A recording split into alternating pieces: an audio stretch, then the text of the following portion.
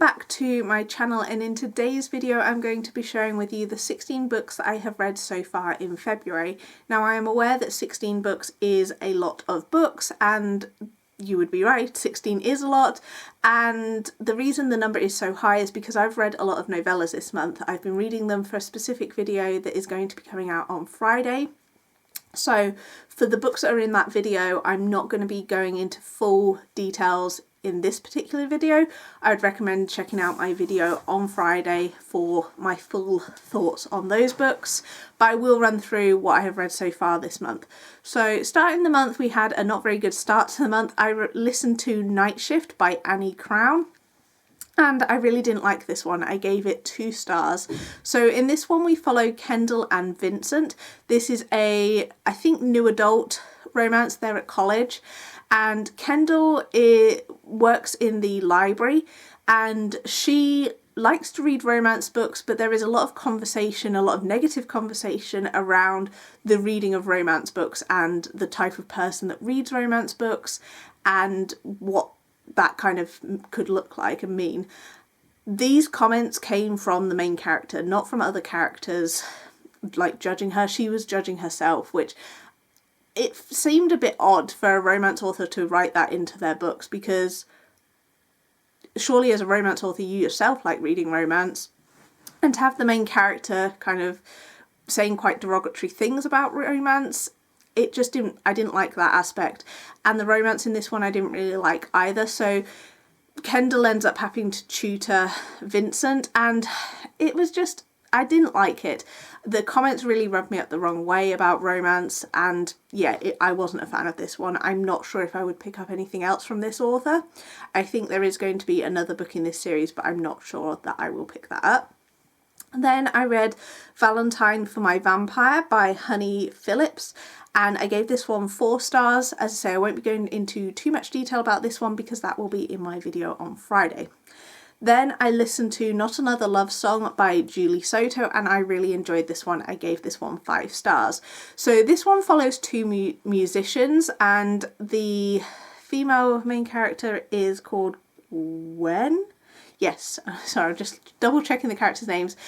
Gwen and Xander. So Gwen and Xander are part of this musician group, orchestra, and Gwen has always wanted to be first chair of the orchestra, and she plays the violin, and Xander plays the cello, but he, in his kind of time outside of the orchestra, he is also part of a band, and he takes the band a bit more seriously than he does the orchestra. And these characters have obviously been in the same orchestra, but they really kind of get together when Gwen is playing at a wedding. She gets invited to play at a wedding, but they actually want a cello player, and she typically plays violin and ends up having to borrow Xander's cello to play, and they really connect over music, and I just love this romance. I thought it was really well done. I like the progression of it. They very much are they're not too keen on each other at the start, but their feelings definitely grow over the time of the book, and I really like this one. I enjoy Julie Soto's writing, and I'm excited to see what she brings out next. I know she's got a fantasy book coming out later this year, which is, I think, a Dramini fan fiction that is being published, so she's having to obviously, you know, change some things around in it for it to be traditionally published, but that is what's coming out later in the year, and I'm excited to check that out. I'm not a huge Harry Potter fan, but I am enjoying Julie Soto's book, so I do want to check that one out. Then I read A Rogue of One's Own by Evie Dunmore, and this one I gave 3.5 stars to, rounded up to a 4 on Goodreads. So in this one we follow Lucy and Tristan. So Lucy is very much involved in the women's suffrage movement, and that takes up a large portion of her time, and the suffragettes have decided that they want to purchase a magazine so that they can spread their message to other women, and they have this plan all in place, but Tristan kind of puts a stop to that when he becomes a co-owner of the magazine. And Tristan and Lucy knew each other as children, and they didn't really, or at least Lucy didn't really like Tristan when they were children, and she is very much upset that he has purchased this magazine. And he basically says to her he will sell his shares if she spends one night with him, and she is very much not interested in this at the start, but obviously she does relent and it ends up being more than one night. This one is a lot longer than the first book, and it felt a lot longer as well. So the romance portion of this, very much it takes place in the last, I don't know, maybe like 30%. Like a lot of it is not romance centered. The romance happens later on. This one is very political. So this whole series I think is going to be political, because I'm pretty sure all of the female characters are going to be part of the suffrage movement, which is a very obviously important cause, but I did feel that the politics overrode the romance in this one. And obviously there is a time and place for that, but in a romance you kind of want the romance to be the main focus, but the politics really took over in this one. And as I say, it is a lot longer, and it felt a lot longer. It was very slow moving in parts, so that's why I gave it a 3.5, but I did enjoy it, but I think the first one I preferred more.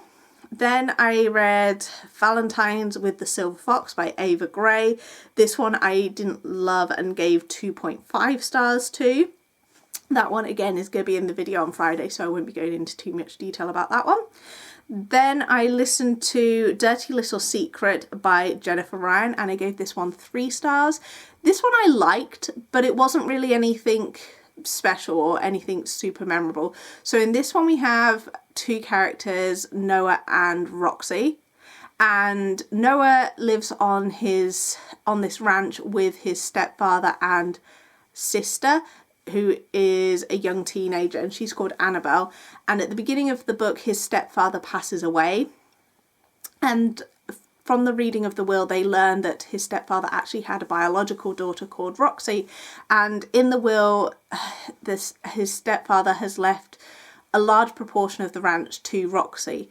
However, there are conditions surrounding her inheritance in terms of she must live on the ranch and she must stay and look after Annabelle, and it is their romance. And there's obviously a lot of tension at the beginning, because the father has obviously left this ranch to some unknown biological child that no one ever knew about. So there is a lot of tension at the beginning, and it kind of goes from there. This one was, as I say, it was okay, but nothing super memorable. I might check out more books from Jennifer Ryan, because she seems to write a lot of cowboy romances, which I do really enjoy. So she's definitely an author that I will keep an eye on. Then I read His Runaway Valentine by Cassie Hart. I didn't enjoy this one, and I gave this one 2 stars. Then we read, and this is the only one that I actually have a physical copy of, it's this one, it's The Serpent and the Wings of Night by Carissa Broadbent. This one I actually read originally as a library book, and I loved it so much that I had to purchase my own copy because I had to pick up book 2. And this one I gave 5 stars to. So this one is a vampire romance, and in this one we have Aurea, I think is how you say it, and she is human, and when she is a child she is taken in by the vampire king, and he raises her as his daughter in the vampire world. And every 100 years or so they have these trials that take place, and basically they are like fights to the death until there is only one remaining contestant. And that one remaining contestant is given or granted a wish by the goddess. And this one was so good. I couldn't put it down. I was reading it like incessantly, and because I read this on the bus when I was going to work, and I almost didn't want to go into work because I didn't want to put my book down. And as I say, this one was really good. It ends on a major cliffhanger. This is part of a duet, and then I think there's going to be 6 books in the series, but made up of 3 duets. And as I say, I can't wait to read the second book. I have purchased a copy because I couldn't actually place a hold on at my library, because I've already kind of reached my hold limit at the library, because I have so many other books on hold. But I desperately want to read the second book to see what happens after the cliffhanger that is ending on this one. I will say the second book is even longer than this one, so I am a bit nervous, but honestly, can't wait. Would highly recommend this if you are looking to get into some fantasy romance or looking for some fantasy romance recommendations. I would highly recommend this one. A lot of people are talking about it and it's definitely worth the hype in my opinion. So that was that one. And then I read Naughty Valentine by Amity Malcolm and I gave this one 3.5 stars. Then I listened to Powerful by Lauren Roberts and I gave this one 4.5 stars. This one I really enjoyed. So this is it's book 1.5 in the Powerless trilogy, and the character that this follows is Adina, who is Payden's best friend. And we see Adina in the first book and we see what happens to Adina in the first book. So going into this book, you know where it's going to end up, and the ending is heartbreaking, truly heartbreaking. But this follows Adina and what was his name, Mac, I think his name was, or yeah, Mac, and it is a sort of romance between them. But as I say, if you've read Powerless, you know where this one is going to end, and it's not a happy ending. So bear that in mind going into it, but highly recommend if you have read the Powerless series or even just the first book, because I've only read the first book so far and this one was really good. Definitely recommend it. Then I read The Perfect Match by Melina McKay and I gave this one 4 stars. Then I listened to Two Can Play by Ali Hazelwood and I was pleasantly surprised by this one. So I think I've mentioned a few times that Ali Hazelwood and I have a mixed relationship. Some of her books I've liked, some of them I've really not liked, but I've not found any that have been super favourites. I've not given any of them 5 stars. I've given I think 1 or 2 of them 4 stars, but a lot of them have been 3-star or less. But this one I did enjoy. This one I gave 4 stars to. And in this one we follow 2 video game creators, so a little bit different to the science world that she often writes in.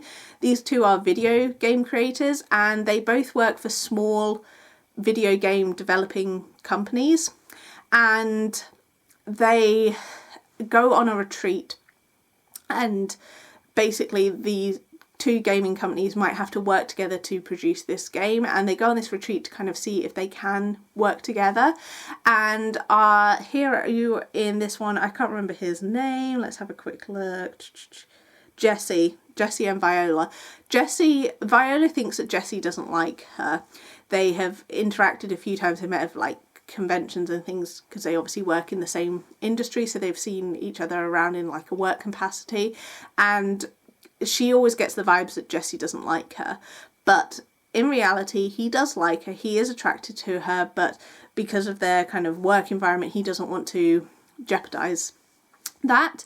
And these 2, they go on this retreat and they kind of are forced to be around each other constantly, and they obviously give into their feelings for one another. And I really enjoyed this one. It was a fun little read. It's very short, just over 4 hours is the audiobook, and yeah, I enjoyed this one. One of my favourite, I would say, Ali Hazelwood books, but certainly one of the better ones that I've read from her. Then I read Be Mine Twisted Valentine by Gianni Holmes. This one I gave 4 stars to. Definitely check the trigger warnings for this one because this one is very dark. Then I read Kissed and Missed by Cleo White and I really loved this one and I gave this one 5 stars. Again, you'll see these next ones in my video on Friday. Then I read Bleed for Cupid by Aidan Pierce and this one I gave 4.5 stars to. And then lastly I read My Secret Valentine Baby by Ella Good and I gave this one 3 stars. So those are all the books that I've read so far in February. I hope that in the second half I will read some more excellent books, and as I say, I really hope to read the 6 books that are on my TBR. It's not that I don't want to read them, but because I've been working on this video for Friday, reading those novellas have kind of taken priority over reading my TBR. So I, as I say, will update you at the end of the month on what I have read for the remaining half of February and hope that I have read those books. And as of course I did in January, I will be sharing full stats with you in my monthly wrap up. And I hope you guys enjoyed this video and I will see you guys in my next one.